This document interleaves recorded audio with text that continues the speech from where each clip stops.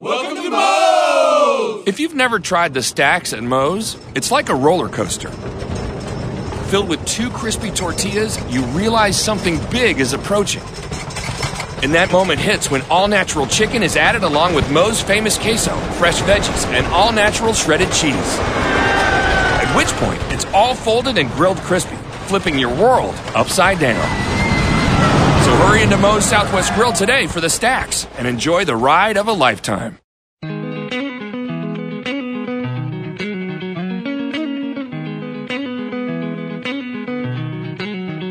Back on the Wrestling Show, NorthJerseySports.com's original multimedia series talking all things North Jersey wrestling. This is Season 6, Episode 7, and it's going to be a big one. We've got a lot to talk about concerning the wrap-up of the state team tournament and also previews of the districts pertaining to our area. I am Corey Doviak, being joined by my usual cast of in-house experts here, starting with none other than our man, Kenny Siraj. Hey, Kenny, how are you? I'm great, and, to quote Donnie, this is the third part of the season. This is when everything counts. I'm excited, and this is for the kids. This is where the coaches just want to do the best for their kids, and it's what makes wrestling better than any other sport. Kenny, that's such a touching moment. It only reminds me of something you once said a long time ago. We are the world. Also joining us here is Pascack Valley head wrestling coach Tommy Gallione, a man who, Tommy, a man who worked hard to get to the level that you got to. What's up, Tommy? I'm like Kenny. I'll keep it short. What's going on? How you doing?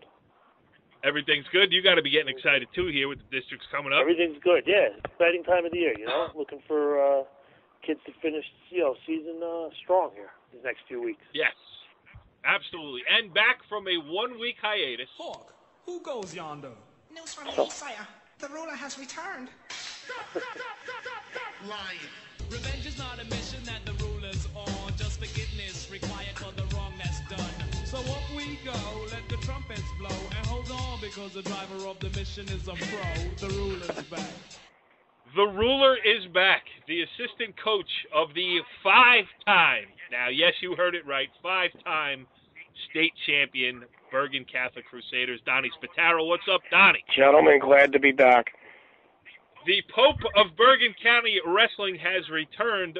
1 year older, though, Donnie. Happy birthday, pal. We missed it. Thank you so much. All right, so let's jump right into this edition of the wrestling show here because we got a lot of stuff we're going to talk about. We got a lot of great responses on our Facebook page that Mike Attanasio put together. He'll join us a little bit later in the show, but if you want to check it out, it's facebook.com/The Wrestling Show. We've gotten some comments, some questions. We're going to go through the old mailbag later on. We are also going to break down the district tournaments. We got some great coaches that we're going to talk to. Torre Watson of Ridgewood is going to help us with District 6. Brian Gibbs of Ramapo will help us with District 5. Donnie Spataro will go through his district over there, District 7. And then our own Tom Gallione and Mike Attanasio will take us through District 8. We will get to all that, but let's start first because it's a wrap-up. It's happened already. Let's just go back a little bit and talk about this state tournament here. Kenny, a great story out of Emerson Park Ridge as the Cavo Owls swooped through and won the Group 2 state championship. Yeah, you know what? That Emerson Park Ridge co-op has proved to be a consistent winner, but they just couldn't seal the deal for many years. And this year, they got it. They got the big prize down at Tom's River at the Pine Belt Center, and they had a great tournament. They took it through High Point Friday, and then Sunday down in Pine Belt, they brought home the prize. And congratulations to them. Congratulations to Stan Woods, the winningest coach in New Jersey wrestling. 704 wins now on his resume. Yeah, and they got a nice lineup of a lot of nice kids led by Sammy Schneider, who we've had on the show. And I think you got some interview with Stan to share with the fans. Kenny, did you just step on my segue? I was trying to. How long we've been? I was trying to lead you into it. Show? Oh my God! I was trying to lead you into it. I'll do my own setups, Kenny. Thank you very much. I went out and got the interview. This isn't an on location with Kenny Siraj. Okay. Kenny, you sound very tired. What's wrong? Yeah, what's the matter with you, Kenny? Hey, who holds the trophy, Park Ridge or Emerson? Or they make two trophies for them? They cut it in half. Well, 27 years in the making. Yeah, I know. That's what I mean. I'm wondering which trophy case they're going to put this in, Emerson or Park Ridge? That's a good question. We're going to have to do some investigative reporting. Yeah. We're going to do that. But I just wanted to ask Donnie. Donnie, that is your old stomping grounds over there, Emerson High School. You were on that staff for many, many years, and I know you're still closer to a lot of those kids, so you got to feel happy for them, right? Oh, yes, definitely. I mean, I was lucky to be on the first state sectional championship team in 1980. That's when they originally started the state sections. That was the first year, 1980, and they didn't start the groups till 1982, so... I mean, for them to finally win the group championship after many tries before is it's great. It's just another accomplishment for Coach Woods. Yes, and I was there Friday night at the Emerson Park Ridge against High Point match, and I remember on this air last week I picked High Point to win because of the reputation, the Sussex County. Who's playing a song over there on this phone? Kitty, what are you playing? Kenny, you all right? You falling asleep or what? He's playing in honor of High Point. I think he's got the TV off, but the TV on, but the sound off, and his commercials of food going on. Maybe he's getting excited. Yes. All right. So I was over there at Park Ridge High School on Friday night. And, Emerson Park Ridge just toasted High Point. I mean, High Point won 3 matches, was gifted another one through forfeit, but that was it. I mean, they got steamrolled. And I talked to Stan Woods after that match. Now, granted, I didn't go down to Toms River to cover the state semifinals and the finals, so this is what we'll have to do. What were you covering instead? The Bergen County, the 60th annual Oscar F. Olson Bergen County Jamboree. It's not Olson, it's Thompson. Great. Whatever. You don't even know what you're covering. You're right. It's been a busy couple of days here. But let me play my Stan Woods interview. This is what I talked to him after they beat High Point. And it's got to be a great feeling. 13 years between SIPs. Yeah, we came into the season knowing we could be very good. But the key was I have 5 freshmen in that lineup. You don't know. They're good 8th graders, but that don't make them good varsity. But they just have been phenomenal all year. This team, hard-working, great attitude, and they set it as their goal. They want to go down to and win it all. So just talk about Toms River now. I mean, obviously you accomplished something here. Whatever happens down there, yes. It's been a great run. You talk about how you feel going down to the state final. I think, truly, honestly, if we can't win it all, we're going to be disappointed. Right. And that's a good thing. If he can't win it all, he was going to be disappointed. No disappointment around the program now. Congratulations to Emerson Park Ridge. Actually being the first public school from Bergen County to win a group championship. I mean, think about that. No public school has ever won a group championship since 1982. That's crazy. And it's been 13 years, that interview started. It's been 13 years since Emerson Park Ridge won a section even. So that was huge for them. And as Stan said, he's got 5 freshmen in the lineup. They're going to be good again. Yeah, they should be, yep. Yep. So it was good stuff there. All right, let's talk about the Crusaders' romp through the state tournament once again, Donnie. I mean, the crazy part is you guys are just getting healthy and, just crushing your way to another number 1 ranking. I saw the Star Ledger had you guys number 1 again, obviously well-deserved. You really wasn't even close. So talk about this one. I know each journey is its own separate one. So Friday night we wrestled Del Barton for the state sectional title, and right off to start the match, the sticks were pulled at 120, and at 120 you had the 106 state final from last year. You had Patrick Lurie from Del Barton going against Gerard Angelo on it. Great match. It came down to the last 6 seconds when Angelo took him down for the win. And then at 126, you had another state final from last year, the 120 state final. You had Nick Suriano versus Pia Gacy. So back-to-back state finals from last year just to start off the match. Right, just to start off a state sectional final. That's pretty heavy stuff. And, yeah. and so then you, no, I'm saying that, there was a couple other good individual matches along the way with Del Barton, and then went down to Toms River, and that was the first time that we've had our full lineup the entire season, with Shane Griffin back in the lineup. You know, what is the attitude of the kids? I mean, obviously, you've gone so many places, wrestled so many big matches, but now when it turns back to becoming, New Jersey-centric and you're actually fighting for trophies, the cowboy hats are great and all of that stuff, but the season would be a disappointment if you didn't come back with it.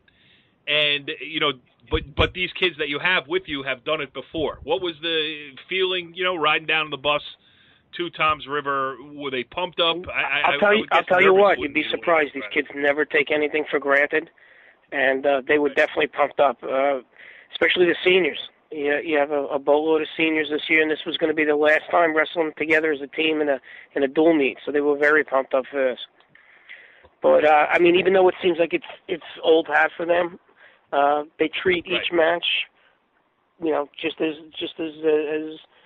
much as any other match. So they don't, like I said, when you speak to them and you talk to them, they never take any of this success for granted. And I noticed you front and center, Donnie, in the celebration. A great picture there of the video still capture of Donnie. Who was that? You were hugging Nikki when he came off yes. that, right? Yeah, so good stuff there. Tommy, we haven't done this segment all year, and I should have a sounder for it, but this is the time when you're actually supposed to say how great it is that Bergen Catholic won another state championship. Yeah, that's right. No, it is. Tommy said it. They're That's good. Say, Tommy, it's great for Bergen County, wrestling, North Jersey. They're a very impressive team. It's nice that they were able to represent North Jersey, and same with Emerson, and Paramus was down there as well. I know they didn't win it all, probably a little disappointed on their end, but they were down there also representing, Northern Jersey, which is good to see. And let's also give some props to one of our more recent new guests, Joe Benvenuti. Passaic Valley won their section, and so he completed a successful season for them as a team. They won their section. They didn't fare as well down in Toms River, but you know what?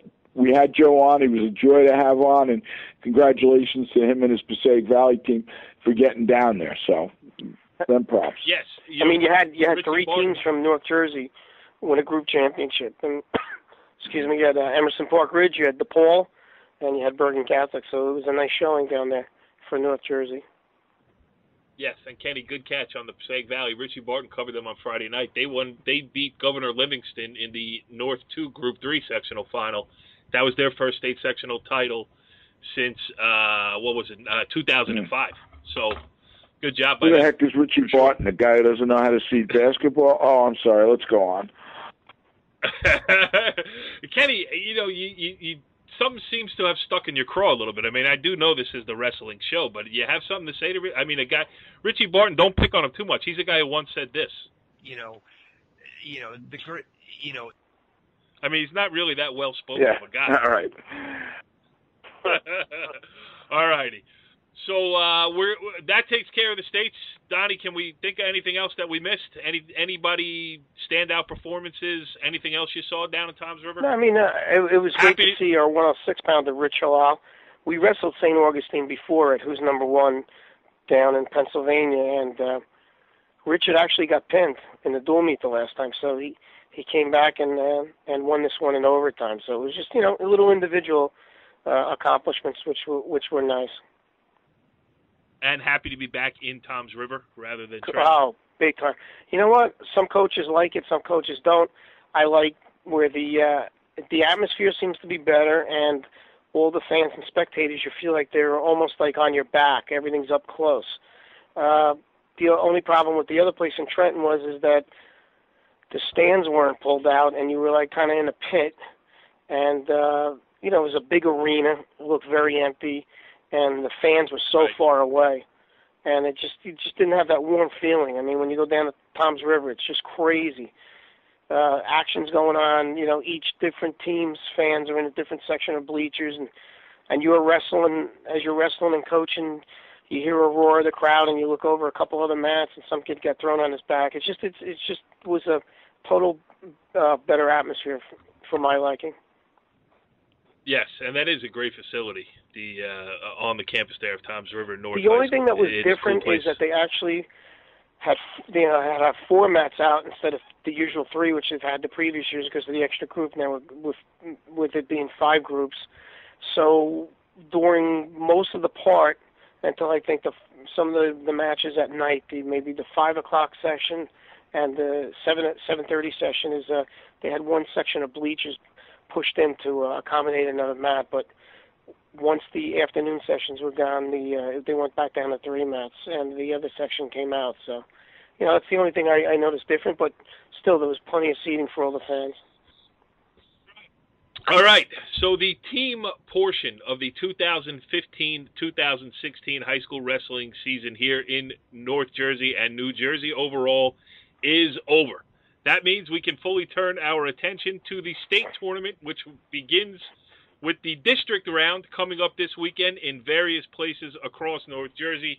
We are going to deal with the ones nearest and dearest to us, and we are going to start in District 6 as we welcome in a brand new guest here on the Wrestling Show, as we welcome in on the Moe's Southwest Grill Hotline. He is Ridgewood head coach Torre Watson. Coach, thanks for joining us here on the Wrestling Show. Thank you for having me. Yes. So, you know, we're going to get to all things District 6 here in a second, but as we are switching to team tournaments, I just want to ask Mike Attanasio a quick question. You know, Mike, lots of stuff going on here on the high school level, but I got to ask you about the rec tournament in Fort Lee this past weekend. I mean, can we get a quick breakdown before we jump into District 6? How'd Jack Attanasio do? Jack Attanasio was so pumped to go to a novice tournament. And the tournament, now, explain for the listening public what a novice tournament means. A novice tournament is supposed to be you just started wrestling. Like, they have some criteria. At this tournament, you have to be a first-year wrestler, or you could be a second-year wrestler. Or if you never placed in any tournament ever, you're still considered to be a novice. And Jack drew some kid. I would never say his name. No. He drew some kid who came out and knew tilts, and he was doing a bar half, and he knew enough that when when you get your 5 count, you got the guy on his back, you'll let him up and go for something else. And I said, this is a novice tournament. This is how we're spending our Sunday morning. So, you know, it's lots of ups and downs. He's had really good times. He took it like a champ, though. He came off, he was a little upset, and I just said, hey, what are you going to do? Didn't look like a novice to me, buddy. And, that's the way it goes. Hey, Mike, is it true that a certain Del Barton coach was there checking out this kid who beat Jack? I saw Brian at a different tournament, but he must have been just watching a cousin or a neighbor wrestler or something like that. You know. Any T-shirts handed out at the tournament? You think there was a Bergen Catholic T-shirt stand there? See, when Donnie's not here for a few minutes, we can say that kind of stuff without getting into a big fight, you know? Yes. Torre Watson, you want to jump in on this, or would you prefer to talk about District 6 high school wrestling? I think I'm going to brave the waters from the back seat back here. You guys are right. See what fun we have, Torre? Yeah, you do. You do have a good time. I know somebody always gets hit, so I'm just going to kind of protect my neck back here. All right, so let's talk about District 6 a little bit. Let's start out with, on the team side of it. Where do you think the competition is for that top spot team-wise in the tournament? Well, we've been fortunate enough the last couple of years to earn the district victory. But I'll tell you what, it's been a very, very tough way to go every year, and this year is no different. Garfield's a very strong team. Fairlawn has come around nice, and both Teaneck and Hawthorne have had better years that they've had in a long time. So by no means as it shouldn't be is it going to be easy for anybody to win a district tournament, but I think all 4 of those teams, including us, will be able to try to get in there for the district tournament championship. Yeah, those are some good teams that you named there. We had Fairlawn head coach Shane DeLuca on last week. He's turned that program around. Garfield definitely resurgent, a historically great program that's back in the mix. Tommy, you want to ask your friend Torre Watson a question? Torre, what are you looking at your district? What are some of the deeper weight classes? What are you looking at? Just off the top of your head, what do you think are some of the deep weight classes, possibly the best, some of the best finals? Well, I think that there's a couple of different tightly contested weight classes. Looking at our district, 38 looks pretty tightly contested with Ruiz from Garfield. We got Elliger from Fairlawn. Lawrence Ortiz and Teaneck has had a great year, and Agnello's also strong. I mean, that's four guys right there who are going to be, they're all tough wrestlers, and somebody's going to end up getting cut out of the mix there. The heavyweight weight class is also an interesting one in our district. Justin Mignot was a fourth place finisher last year. He's probably the guy who's pretty interesting there. We got David Bunch from Hawthorne, and the Dunga kid from Bergen Catholic, who had a great county tournament. And then last weekend, my heavyweight Jack Simpson had wrestled a great match against him and ended up beating him. So there's also four guys right there who are fairly comparable, at least have wrestled this season, and somebody's going to get cut out, and it may also be that way in the 220 pound weight class with Lipsky from Garfield and J. Cole Goldman, my wrestler from Ridgewood, Sanabria from Garfield, and Ray Miller possibly from Hawthorne. Another weight class, that I feel like is going to be really interesting and fun to watch. Somebody's going to end up getting cut out of the mix, which is always the situation. When we come down to district and region time. But I think that they'll be real fun to watch. You know what the great thing about this is, like you're talking about those two specific weight classes, and then that's being repeated so many places across the state. Not to forget North Jersey, all over the place. 4 guys, 3 spots, and that's what makes this time of year fun. Go ahead, Kenny.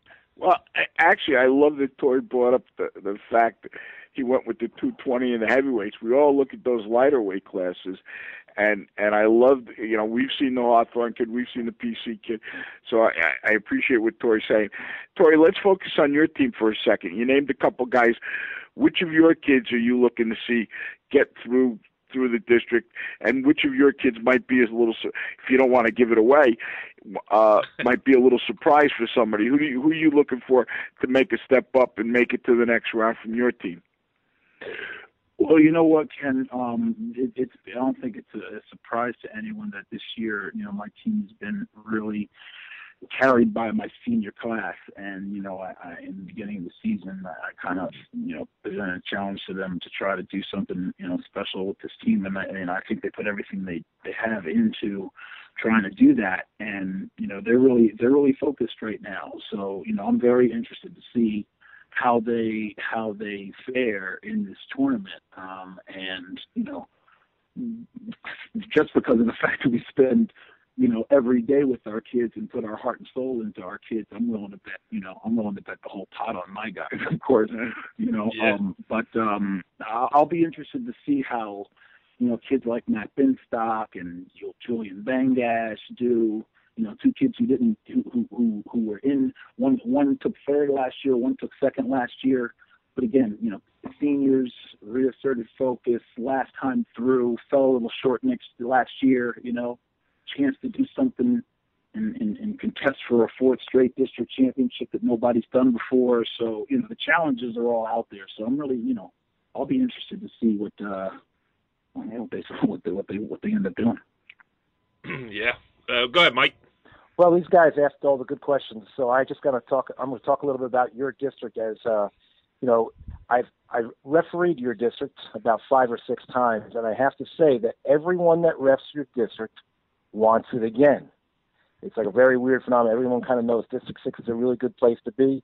A lot of good guys. You guys somehow manage to have a lot of fun, despite the fact it's like ultra competitive time of year. Tori, talk about that a little bit. Talk about the relationships, the camaraderie that seems to go on in District 6 a little bit. And before you do that, please critique Mike Attanasio as a referee. I mean, he has hung up the striped shirt, so maybe, although he wanted to be back, maybe there was some talk among the District 6 coaches of, not welcoming him back. Oh, it's great. I love it. Mike's a solid guy. You know, that's interesting because that's one of the things that I really appreciate about our district and just, competing in general. I think a lot of the guys, including you, Mike, and Ken, and Tom, that you come across are just good guys and all kind of in it for the same reason, which is to make kids better, make boys, good young men and through the vessel of wrestling. And to me, that's something that seems to be a common thread, really, and held in high regard with the guys who are in District 6. And that, I think, is what drives us to kind of be able to get along in that realm of intense competition, because of course, we're competing with each other and everyone against each other, rather. Everyone wants to win. Everyone wants to win with a ferocious tenacity, but we're all, we all have good relationships with each other and professional enough that it is a real good mix over there, and it's fun. It's fun. It's a fun district. I can't help but notice there the running down of the good guys here on the panel. It included Mike Attanasio, Ken Sarajan, and Tom Gallione. There seems to be a fourth member of the panel. And, Torre, usually it takes people weeks to figure out that I'm a jerk. You seem to have done it in the first 10 minutes of this interview. So you are the first guy to be perceptive enough to call me out, and I appreciate it. I got another question for Torre. It's Ken. Hey, Torre, if I asked you, and I'm putting you on the spot, but you can handle it, is for me, if I was at your district, the one final I'd want to watch is the heavyweight final. That's just because I'm too old, too fat, and too tired. But if I asked you what final you want to see in your district, which is the one that might excite you the most? I'll tell you what, Ken. Outside of my guys and me wanting my guys to be involved, I think the 13-pound final is going to be a barn burner. Spotto from Garfield's in there, Caban's in there. They faced each other 2 times this year. Once in the Garfield tournament, both times early, Garfield and BCCA. Garfield, it was a 14-5 match. BCCA, it was 5-1 match. This will be for all the marbles in District 6. So I think that's going to be that'll probably be the best final of the night in my personal opinion. Good. How many returning champs are in the district? Do you know? That's a good question, and I do not know. I want to say. Well, I'm trying to get you to warm up to me a little bit. I want to ask you this good question. You throw me the curveball, bang. Sorry, don't worry about it. He didn't even know to ask that question. We had to write it down for him. This is District 6, right? All right, we'll skip that one. Reading directly from Kenny's script here. Young wrestlers we should expect to, parentheses, burst on the scene, parentheses, not that anyone surprises us now, because, Kenny wants to make sure that everybody knows that he's well informed on the topic. So any young guys we should look out for over there? There's a few here and there each year. One guy that I like that I got the chance to see this past weekend is a kid named Frank Mata from Fairlawn, a little 6-pounder. He's a kind of a rugged little kid. He's caught up in a tough weight class with Ferreira there. So that's going to be a tough way to go, but he's kind of scrappy. And I saw something out of him. And another one of his teammates, Peru, I believe, a 95-pounder from Fairlawn. I believe he's a freshman. He's also a scrappy kid. So we'll see what those guys do this weekend. Sounds good. Kenny, has he answered all of your questions? He's done a great job. Stuck to the script, did not get involved in the tossing of the mud around the wrestling show, and he did a great job. I figure if I get another invite back, I'll be a little bit more ready to go with my dog. But listen, the only thing, I enjoyed having you on the show, and the only thing that I ask next time you come on the show is that you just include the list of good guys, add one more name to it. That's all I ask. Donnie. Come on. We want him to be honest here. Come on. Torre Watson, head coach of the Ridgewood Maroons. We wish you the best of luck going into the District 6 tournament this weekend. Thanks for joining us here on the wrestling show. And I don't care if you don't like me. I like you. Thank you for the invitation. I appreciate you, gentlemen. Have a good night. All right, turning our attention from District 6, we are moving on Now we move over to District 5, which is going to play itself out at the Don Bosco Preparatory High School in Ramsey. Joining us to talk all about it on the Moe's Southwest Grill Hotline is Ramapo head coach Brian Gibbs. Coach, thanks for joining us here on the Wrestling Show. Thanks for having me. Now, you're quickly becoming one of the people that we've had on most on this show over the years. I mean, it really is, I'm sure, a big status symbol for you. You got to be loving that. Yeah. All my friends know about it. It's a big topic of conversation for me. The Wrestling Show is all over the place. All right, let's talk a little District 5 here now. It should be interesting. How do you see the team battle shaping up? Is it going to be a dogfight? Is there a obvious favorite? How do you see it? There's always two. It's always usually between Bosco and Paramus, and it will be again this year. I'm assuming. Ramsey's tough. They could be in it also, but I can't see Ramsey or any of the other guys that are right behind them catching Bosco or Paramus, and whoever comes out with more champions of them should come out on top. So I know Paramus is a little banged up. If I had to make a prediction, I'd assume Bosco gets it, but we'll see Saturday. Yeah, Paramus with the long run going down to the state final and did sustain some injuries along the way too. It's been an interesting season for both of those schools that you just mentioned too. So it'd be nice for them to get back to just the straight old wrestling over there. Go ahead, Kenny. Brian, so you like Bosco. I mean, who do you see as the deepest weight class in that district? There's a couple. 160, you have Pierre Dumful, Cochran. The Surge kid from Mawa, I think, is, one of the better kids, one of the most underrated kids in the county. 70, you got Ryder, who's a two-time district champ. You got Shane Szynski, and then you got the Paramus kid, Borges, is also pretty good. 113 is pretty loaded. 285 is good. It's got the Chaconis, obviously, and then and Gaffney from Indian Hills, and the Ramsey heavyweight who was in the finals last year. And 220, Baril, Daniele. I think Bosco is a kid that's won some matches. So those are the few deeper weight classes. And a lot of returning champs in this one. So there'll be good finals. Who do you have? What returning champs do we have in that district? We got Chaconis, we got Beard Dumful, obviously. You got Chaconis, you got Beard Dumful, you got Bahi. De Luis is a returning champ. Gill is a returning champ. Ryder is a two-time champ, actually. The Cardi kid from Bosco is a champ. Baril at 220. And then, Sabahi's a two-time champ that didn't win it last year. So that's how deep this district is. It's pretty good. You usually get some really good semifinals between Bosco, Paramus, and then Ramsey, Highlands, Mawa, Ramapo always have kids that can really wrestle. So it's always good semifinals, good 4 or 5 matchups. Donnie, would you like to ask a question about District 5, or do you not really care? No, I'm fine. All right, Brian, then I will continue.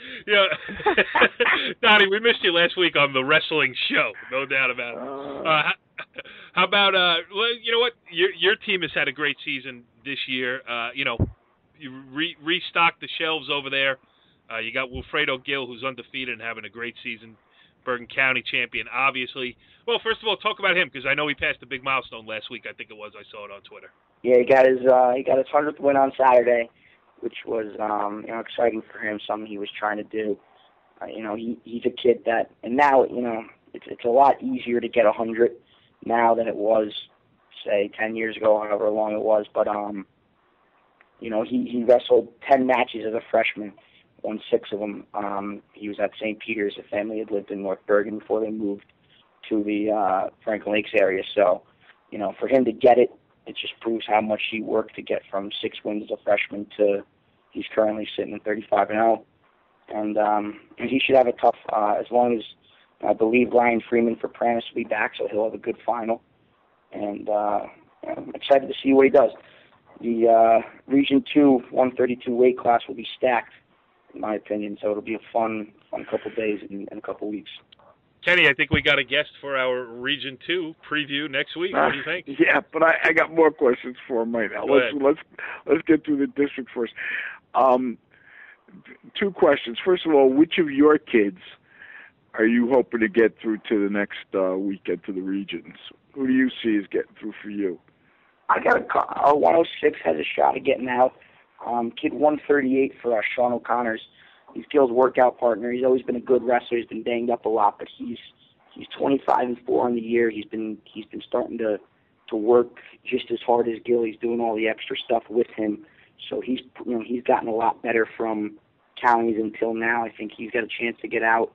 Our heavyweight's got a chance to get out. He's got to beat, either Gaffney or Taraboccia from Ramsey. He's beaten Taraboccia once, so he's got a shot. Our 220, our 195, both placed in counties, and they got shots. So we're definitely we're improving, from where we were at this point. It's a steady up climb, and we only graduate 2 kids, so hopefully it's going to stay on the up and up.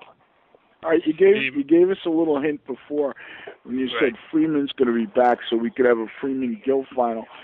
Other than that one, what's the one final that you anticipate as being the most exciting final?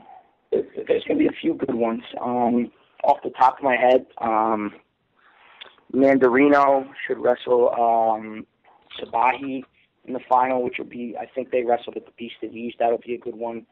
Ryder versus Sinski. Ryder's a 2-time champ, district champ. Shane's hasn't won it, and Shane's a very hardworking wrestler. I know he does everything in the off season. Beer Dunful Cochran should be another one that should be good, and then you got one more that I was thinking of earlier. 220 Barrio against the Ramsey kid against whoever. Either Bosco kid or the Paramus Daniele should be good. So it'll be a fun day. It's all day Saturday. It'll be a bunch of good matches, a bunch of good finals. It's always pretty competitive. What do you think about that one day thing, Brian? Are you in favor of one day? It's the first year we're doing it, so I'll know on Saturday whether or not we did. I'm pretty sure we were Friday, Saturday last year. Mm-hmm. Donnie, are you one day or 2? 1. Do you like that? I think we had this, just to refresh me on one and done. Kids have to weigh in once, you're done. Yeah. Why wrestle one match on a Friday night, go home, and come back for 2 more? I mean, Christmas tournament, how many matches you wrestle in a day? I'm sure you wrestle more than 3. Right. What's the big deal? I think it was never about, because, you're basically wrestling a quad. You're wrestling 3 matches in a day. I think it was more of I think host schools made some good money off of the 2-day thing, but now I know we pay. I think we just started paying a fee, pay a little extra to go. So money-wise, I think everything shakes out with 1 day still, and we don't have to show up twice. The kids don't have to weigh in twice, so it makes it better. Yeah, well, you always got to follow money. That's where it goes. But good stuff. Brian Gibbs, a return guest here on the Wrestling Show, doing us a solid, taking us through District 5 over there. Brian, good luck. And I think actually you should be wishing me good luck that I get over there and get some pictures of Jack Allen. Yeah. If not, we'll have to use some of the amateur photography we have, but hopefully you can stop by. Hopefully you guys all day. Corey doing business with Ramapo again. God. Wrestling Brian, pictures good luck. available. All right. Good luck, Brian. All right. Have a good one, guys. All right. Interesting stuff there. And thanks for the help, Torre Watson, the Ridgewood head coach, helping us out with District 6. Brian Gibbs, the Ramapo head coach, helping us out there with District 5. And now we will turn inward to the in-house experts here on the Wrestling Show as we welcome back our friend Donnie Spataro to talk all about District 7. Donnie, my question for you, is this the year that the streak comes to an end? Next question. All right, Donnie. Talk about District 7, if you will, in the most politically correct way possible. And best matches? Can anybody beat a Bergen Catholic wrestler? Anticipated match is the rematch of the BCCA tournament finals. We'll have Nick Soriano most likely going against his New Milford opponent. Who is a state place winner from last year. Okay, that's a good one. Yep. And that's all from District 7. And that's your preview from District 7. Kenny, go ahead. Go ahead, Kenny. What do you got to add to the topic? No. Bergen Catholic's going to win. They're going to win probably 13 out of the 14 weight classes. In all seriousness, you guys are so bad. Bergen Catholic's got a great lineup. They got returning state champs. We understand that. Donnie, what weight class do you think is the? Obviously, the Berger and Soriano weight is, that's an anticipated final. And also throw in Pilati too. I mean, that's a packed weight. Yeah, that's here's the thing about that one. I mean, the guys are vying for second and third place in there, and Pilati's a legitimate wrestler. He was a district champ a year ago. I mean, that weight class is loaded. What other weight classes do you see, with respect to the BC kids and other kids, what other weight class do you see where we can see multiple guys who are going to go on from your district to the regions? Here's Donnie's answer. Awkward silence. All right, moving on here. District 8. Our other in-house experts have a lot to talk about. I would like to congratulate Donnie on a job well done there. Reaction from the Facebook page, The Wrestling Show on Facebook. Concerning our District 7 segment, let's move on to District 8 as we welcome in Tom Gallione. Tommy, let's talk about some stuff here. Where do you see, how about team-wise? Where do we go team-wise? It's going to be competitive? Team-wise, yeah. I mean, I think it's going to be competitive. I think you got to look at, Emerson obviously coming off the, Group 2 title. They're one of the top teams. Ultapan is going to be right up there as well. And then from there, Riverdale's a solid team, those are probably your three top. And then, anywhere Westwood's got a lot of tough kids, Hills has got tough kids. So, but those three are probably the teams you're really looking at to have, multiple champs and a good number of players. Hey, Mike, is this one of the most balanced districts up here? It is. Every year we kind of, we all scratch our heads and say, how come no one ever thinks about fixing this? But I think me and Tommy probably think the same way. It is what it is. You wrestle your district. It's tough. It's fun Friday night. You got, we're going to have a couple of county placers that are going to get eliminated Friday night. Rather, we didn't do a seating meeting yet, but if everyone kind of goes where we think they're going to go, there's a couple of weight classes where there's like a county 7th or 8th that's going to be like the 4th seed, and it's going to be crazy Friday night. But the consolation is you open the paper on over the weekend, and your guy that maybe got eliminated Friday night can look back and see how many district places from somewhere else that he beat. But it's tough. It's tough. It's fun. It's exciting from a fan standpoint, and I think we are all trying to embrace it. You just say it's tough competition. It's deep. The last place team, in our district, sometimes like the second to last place team is a team that sometimes made the sectionals or just missed making the sectionals. So, we're going to go. It'll be fun. I am going to go off script here. Kenny has meticulously prepared a script with questions on it pertaining to every district. But, Tommy, is it time to redistrict here? I mean, I definitely think it's something you have to think about. Look in our district and, you look at, weight class, it just comes to mind is like 132, right? You have, 5 kids that placed in, the county tournament, or 4 or 5 kids that placed in the county tournament are all in District 8. So I do think it's something that they might want to think about in the future. So, are they all Bergen County schools in District 8? Yeah. Yeah. So there you go. It's the county tournament. Banging heads again, going at it, and that's the thing too. I mean, the district tournament is supposedly an out bracket for the state tournament, and the state tournament is run fairly as far as seedings and all that stuff goes. And maybe it's time. Funny you say that. Districts is part of the states, right? Then district tournament should almost be double elimination as well. That's something that the state could also think about too. For guys in our district alone, you look at some of these 4 or 5 matchups that we have. 4 or 5 seeds. One of those guys going home Friday night, but you know what? You give him a second chance, he could come back and play third. So that's something, the state may want to think about. It's all the same tournament, right? Districts, regions to states. Regions double elimination, states double elimination. Why aren't the districts? Just another thought to throw out there. Mike, your thoughts? It makes sense, but it just, just time-wise, it's hard to imagine. It's hard to figure how we're gonna add that extra wrestling in there. I agree, it's probably the right thing to do, but I think the state holds back from it for a lot of different reasons, and I would probably vote no on it, believe it or not, even though my kids might benefit from it at some point. I just feel like it's the end of the year, and to me, Friday night you lose, you're done. Maybe I'm always looking to do things differently, but that's the traditionalist in me that just always sees Friday night is do or die. You see, if you guys would have a one-day tournament on Saturday, you can last till Saturday, so. Yeah. Then you can lose on Saturday and be done instead of Friday night. It won't be as bad.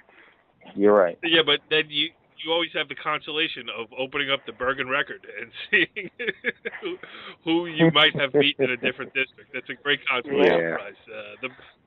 You know what? Maybe you should hand out a copy of the Bergen record to all those kids as they're leaving the gym that night on Friday.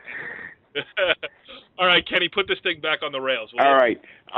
Mike, let's go to you because Donnie tells me what order to ask people questions in. We talked about, Tommy already talked about 132 as being a very deep weight class, and you're right. You're going to see guys who placed in the Bergen County tournament going out on Friday night. Other than 132, what other weight class excites you? I got a couple. 113 off the top of my head I think is going to be great. I think we're going to have Robles is supposedly coming down to 113, and he's going to be, in a collision course with Tropea, and we all know that that's a great match. I remember sitting with you, Kenny, last year, and Tommy watching that match. Oh, yeah. Highly entertaining, great wrestling, and really looking forward to seeing that. Of course, there's a selfish part of me that would rather have him not come down to 113 because we have our freshman down there who has 30 wins, who is going to be the third seed. And he's in a tough spot where, it is what it is. You got two stars, two state placers in the weight class. But yes, 113 I think is going to be a weight class to watch. And of course, 160 Mullen and DiFilippo, or is it DiFilippi? I don't want to screw his name up. I'm Italian. I should get it right. DiFilippo. That's, those are two state-ranked guys going at it, so 160 is going to be great, too. There's a couple of other weight classes that are going to be fun. I think 38, Brisman and Callancy, they had one of the best matches I saw all last year in the region constellations. They went to, quadruple overtime, back and forth scrambles, and that could be a district final rematch. So there's a whole bunch of great ones to look forward to. Yes. Tommy, any stick out for you? No, I mean, Mike touched on a lot of the ones that I was, I was thinking as well. 38, obviously, he said 13. There's a few tough 106 pounders too. I mean, not a lot of people. It's basically all freshmen, but I know Mike's guy, Robles has had a great season. You got the kid from Demarest who's pretty tough. Ultapan kid Morawski and Sammy Alvarez from St. Joe's. So there's there's 4 or 5, pretty tough wrestlers down there as well. Yes. Kenny, will you be making the trip? Yeah, this year? I'm going to be coming. This is my first away visit this year. Hopefully, Dennis Nelson will have a chair for me. But I'm looking forward to it. Like you have a lot of medal winners off the top of my head, like we said, Tropea, we got Sammy Schneider, we got Mullen, we got Longobardi at heavyweight, it's Longobardi. Did Carfagno medal last year? Yeah, he did. Yeah. So we got Carfagno back. So you got a lot of kids who've medaled before, and I agree with Mike. I think the Tropea Robles has the potential to be the most exciting one. I mean, there's that'll be a war again. Those guys went to the limit last year, and I think they're going to go to the limit again this year. And then there's some interesting kids from other schools that Tommy touched on real quick. You got Brisman from Pascack Hills. You got a couple of Tommy's kids that are hoping to make the step this year, and I know Mike's got a couple that one of the things about the district tournament, even if you're not a first or second place winner, if you're first, second, or third, that sets you up for next year. So you really hope to get a freshman or a sophomore to the regions, because that impacts their seeding for next year and puts them on the first step to, gaining some notoriety and positioning themselves for a run as a junior or as a senior. So I always look to see what kids are going to burst on the scene that way. I know Emerson Park Ridge has a whole slew of freshmen led by Joe Mazzio's son, Luke, and the other kids. So I think there's a lot of young kids in our district, too, that are going to be exciting to watch. Yes, absolutely. It is going to be good. All right. Anything else to add about District 8, Mike? Who asked if Kenny was going to be there? I did. Hello, they have sausage and peppers. Really? Come on. But the problem is Friday night I can't have the sausage and peppers, so I hope they have them on Saturday. Now, Kenny, do I have to find the On Location with Kenny Sirajan sounder? Yeah, I'll do some interviews there. Because I could ask Dennis, maybe he'd get a desk chair with I just need a chair. That's all, a regular chair. I don't want to sit in the bleachers. All right. We'll get you the chair. We'll have the kids, Tommy, we'll make the kids come over to Kenny, right? They can kiss his ring. I have my spot out in the lobby where I get them. Don't worry, I'll get them. Yeah, right. You got it all taken care of. Yeah, I'm ready to sell the pizza. All right, that's District 8. That's good stuff there. I think we did a great job previewing the districts in, at least 3 of the 4 that we talked about. One a little bit suspect, but hey, the wrestling show. No one ever claimed to be professionals around here. So we'll move on a little bit. And we started the new feature a couple weeks ago, the Facebook page specifically dedicated to the wrestling show. That is facebook.com, The Wrestling Show.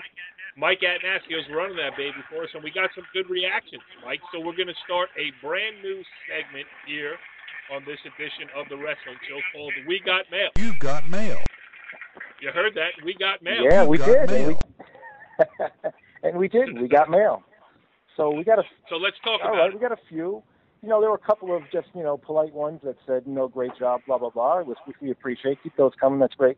But a couple that were noteworthy. One was from a guy from Cresskill who reacted to us talking about Cresskill losing to Pompton Lakes last week in the state sectional semifinals. And he said, you guys didn't mention that we have a lot of guys out of the lineup, and they had 3 starters out of the lineup. And, it sounded like when Pompton Lakes lost to us early in the year and then all of a sudden came back and beat us, that it was all about Pompton doing a great job. And this guy kind of wanted to take the steam out of that and say we had a great year and had a lot of guys hurt. So we wanted to read his email and say, look, they did have a great year. Team loaded with seniors, and a couple of them were out at the end of the year. So, it didn't end the way they wanted it to end. Yes. Listening to that, though, I stand our ground. And it was a great season for Cresskill, but it was all about Pompton. Yeah, it was. Listen, it's wrestling. Everybody, there's a lot of injuries in That's it. Go ahead. You're absolutely right, 100%. Someone from West Milford said, how do you call it North Jersey Wrestling, the North Jersey sports page, when you don't cover West Milford? We're North Jersey. What's up with that? Let me explain that one. Dear Mr. West Milford, we did. We talked about West Milford. I highlighted West Milford when they were ranked higher, and then all of a sudden they went in a tank on the weekend afterwards. And then I still highlighted them because I know the coach's father, and we gave him a lot of props, so you weren't listening to the show. Please listen to the show. Eddie, don't be so hard on our listeners, man. We got, we're trying to make a segment out of this, and you just, I don't know what the term I want to use, all over one of our guys here who this is the politically correct way to respond to this question. Sir, Mr. West Milford, as Kenny called you, sir, I call you. Thank you for listening to the wrestling show. Thank you for taking the time out of your day to respond to the Facebook.com/The Wrestling Show page. And you're right. Our aim is to cover all of North Jersey wrestling. We will keep our eye on West Milford, and as events warrant, we will reach out for a representative from that fine school district up there in western Passaic County, and we will have them on the wrestling show. Thank you, sir, for your continued listenership, and keep those cards and letters coming. Is that better? Okay. Wow. And I promise that next year we'll have Taylor Pevney, the coach of West Milford, on. Oh, There we Yeah, go. okay. Thank you very much. And here's my answer. We don't go further than Mawa. See ya. Next. As you notice, you will find differing opinions here on the Wrestling Show. Mike, what's the All right, the last one we're going to talk about is a good question. Why is there 3 different seeding methods for 3 tournaments that are really all one big tournament? And they're right. Why don't you take that one yourself? Well, I don't know if I could explain why, but I could explain how they're different. We have a point system that we use for districts. It's relatively new, and even by the people that have created the system, they admit that it's not a great system. But we are using it to pre-seed wrestlers for districts. You use a raw score, you put them in order, and then you start at the top, and then you go head-to-head. So if the guy with the most points hasn't lost anyone, he's the top seed. And then you go straight down. And you eliminate round robins, otherwise known as triangles, until you have the tournament seeded. It's very short. It's very easy. It's not always perfect, but there's absolutely no voting except in extreme circumstances, and I can say that it almost never happens. So it's good. We've gotten away from the old way. I mean, some of the older coaches who have been around for a while remember the old way. There was a lot of voting. There was 3-hour meetings, and a lot of people weren't voting the right way. They were voting for what's good for their kids. So they have a method that's a little bit better and definitely a lot simpler. So that's So just to be clear, the eye test is no longer a part of it. Hey, that kid looked good. I want him to be the top seed. Yeah. Plus, you'd have guys that would treat it like, like the counselor in front of the jury, and they would say all these things about what a great kid he is, and say, "Oh, we were only losing by 1 point. We got pinned," and you brought up all crazy things like, "Well, you lost to that kid by 5. We only lost to him by 2." It was crazy. Right. Yeah. I remember one year at the District 8 meeting when we were still doing voting. When I was at Emerson Park Ridge, we lost 12 out of 14 votes. You know what? That's crazy. Well, as bad as that was, because Mike has done it, but for a number of years when the District 8 was at Westwood, I was the seating chairman. And I'd walk in, and the first thing I'd say is, all your kids are nice kids. Don't tell me who they lost to. Tell me who they beat. Because everybody used to tell me, you lost to this guy, you lost to that guy. Don't tell me who they lost to. Tell me who they beat. And new guys who came to the district, and I remember the guy's now an assistant at Otapan, but he was the head coach at Otapan, Lebovich. He came in the first year, and they just fried him. He couldn't have won a vote on his best day that year. It was wrong. And they just crushed him. All night long, they crushed him. And this takes that out of the thing. And Mike made a very important point there. And his point was that guys didn't always vote for who should be number 1 or 2. Once we got past 1 and 2, they were voting to see where their wrestler would get the best shot at getting through. So if I get that guy at number 2, my kid's going to be number 3, so I'll be better off than if but I want that guy to be number 1 so I don't have to face him to the finals. And it was ugly.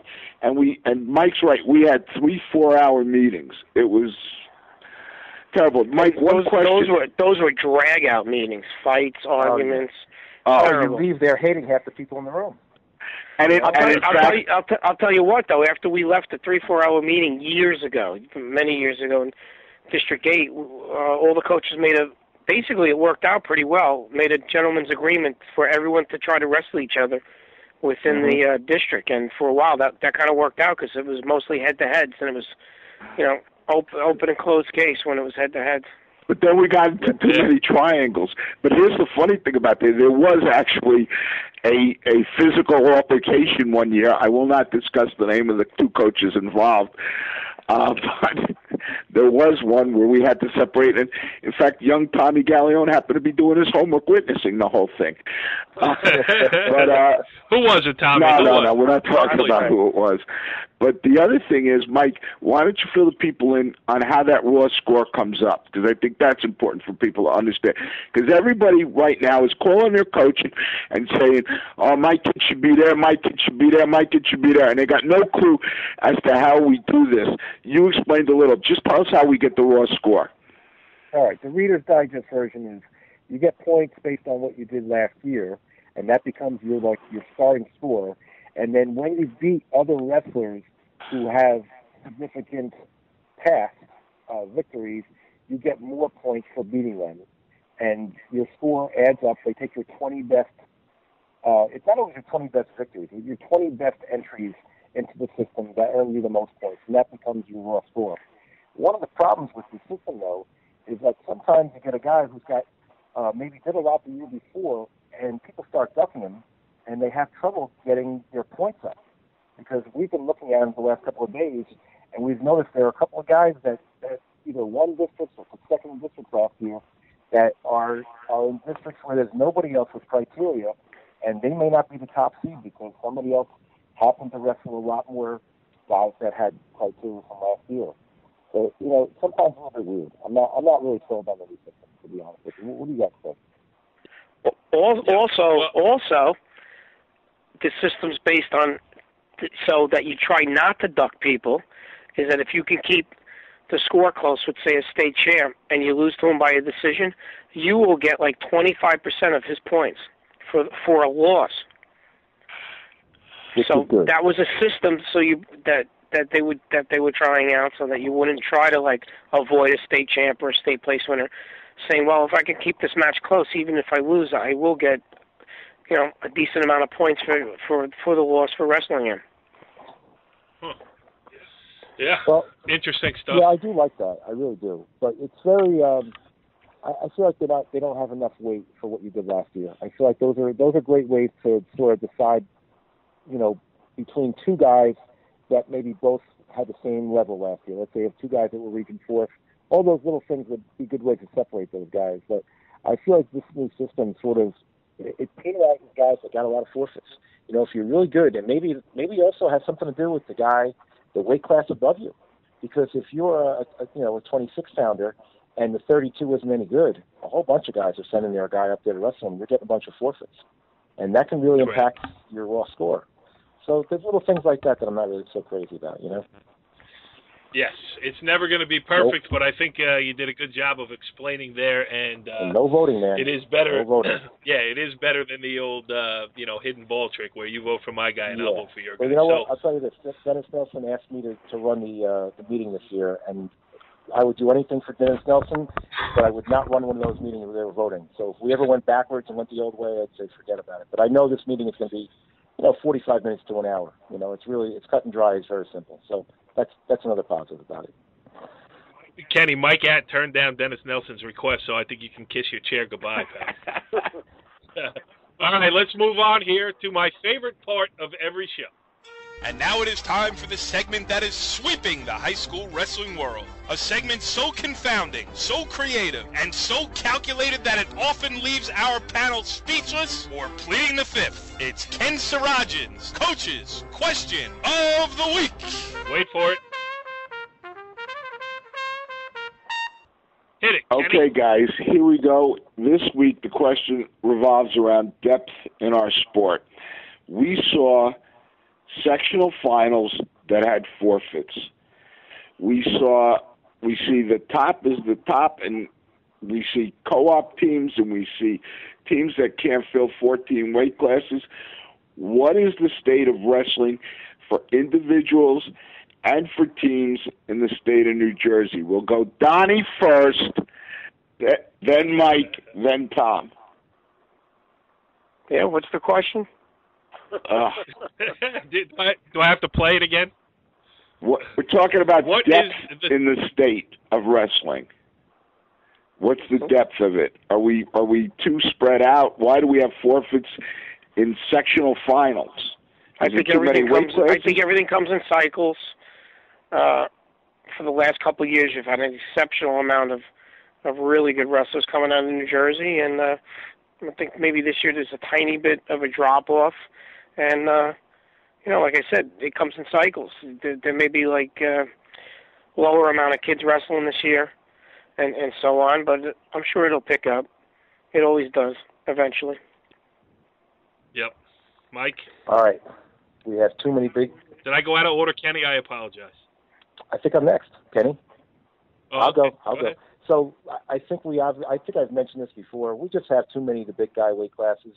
I've heard some people at the National Federation explain why they have 170, 182, 195, 220 all in there before heavyweight, as opposed to what it used to be, which was, back in the day, it was 70, 89 heavyweight. Yeah, it's nice to have a light heavyweight weight class, but they thought that having all these extra weight classes was going to encourage some big guys to come out for wrestling. But it doesn't really work that way. I think they got it backwards.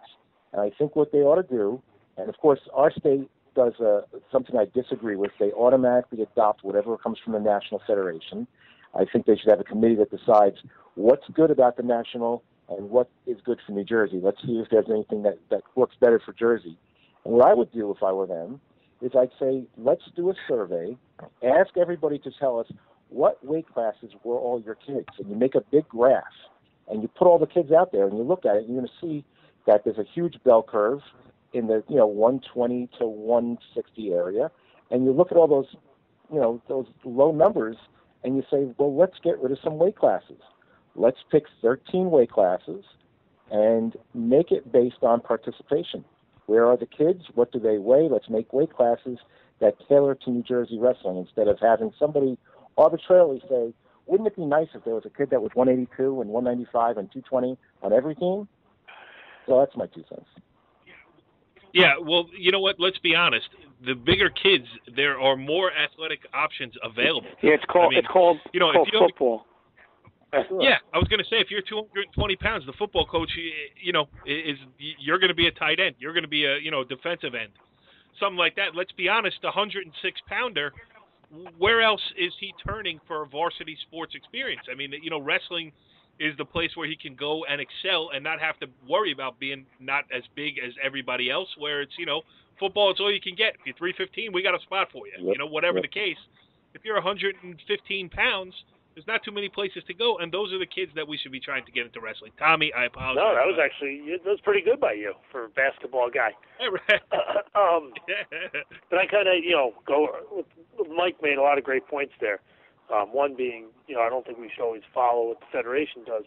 And two, it's hard enough just to get a starter in those weight classes at 182, 95, 220. Then if you do get one, knock on wood, this year we were able to get 2 big guys, and thank God they didn't really get hurt, So the chances of even having the backup up there and stuff like that, I just do think they really have to look at the numbers, like Mike said, within our state and make an adjustment. What's wrong with just making the weight classes that fit, what's best for our state? But right now it is tough, or just limit the amount of weight classes that we have too.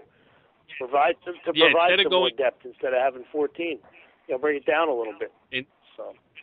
Instead of going to 5 public school champions, they should have gone to 3. And instead of going to 14 weight classes, they should have gone to 12. More is not always better when the more is. Well, that gets to my other point about the sectional titles. Like they went to 5.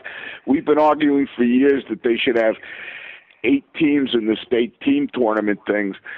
And 8 times 4 would have been 32. And they kept saying we can't have that many teams. If we go to 8, we'll have too many matches, and it'll cost too much. So what do? They go to 5 groups times 6 teams. That's 30.